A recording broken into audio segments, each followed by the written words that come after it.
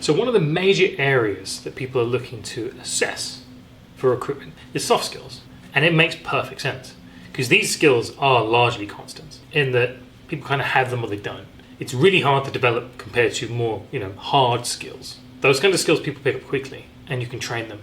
Whereas things akin to attitude and behavioural characteristics and things that are core to our sort of temperament, that stuff is not going to move a whole lot, okay? So it's really key to hire for those characteristics so that they have them from the outset. But how do you do it? One thing you do not do is rely on interviews. Interviews are not the right tool for this. So say we're looking at soft skills, you want people who can be empathetic, you want people who are hardworking, people who are driven, people who are resilient. Charismatic candidate will convince you of all of those. They will do an equally job of convincing you that they were not those things because it's just gift of the gab. That's it. That's all it is. You can't measure intrapersonal characteristics via an interview because it's purely interpersonal. So what do? You use behavioural assessments.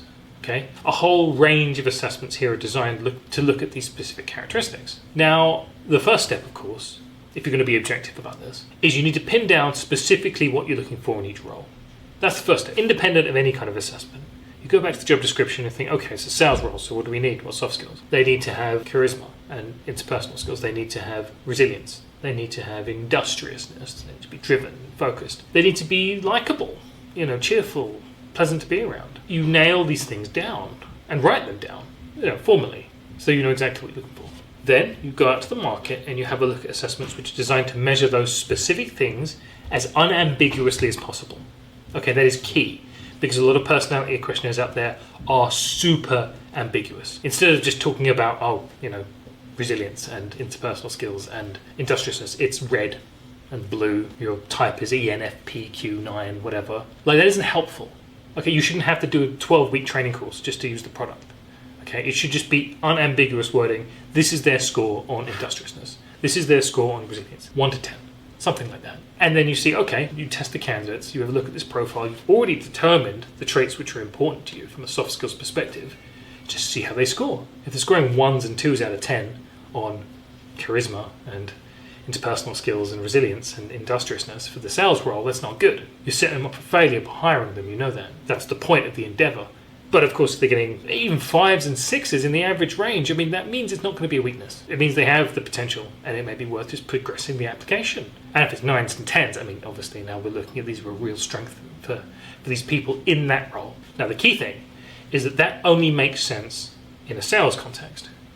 If we're looking at a different role, you have a different set of soft skills. We're looking at IT roles now, okay, where those characteristics are not an advantage. So instead, you look back to the drawing board and you think, okay, what specific characteristics do we want? They need to be objective. They need to be systematic in their thinking. They need to be logical. They need to solve problems. They need to be self-starters. Write them down. Those are your criteria. And it isn't your responsibility to just marry it with a personality questionnaire which isn't designed for that purpose. Lots of assessments are like that. You have to read through reams and reams and reams of reports just to get any kind of value from them. What you want is you have your list, and you want to find assessments which measure those things as explicitly as possible, as synonymously as possible. It doesn't have to be exactly the same thing.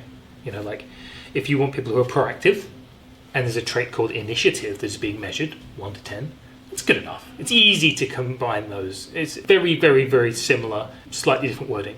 Whereas if it's red, or if it's a letter type, or if it's, one of 9 personality types and 3 of them kind of apply, that's not a useful tool. Not from your perspective, from a soft skills perspective. You want something simple that just measures things that you have outlined as important, and it's the job of the provider to give you an assessment which minimally requires you to think about it. It measures what you need. And if it can't do that, then we very strongly advise finding one that can.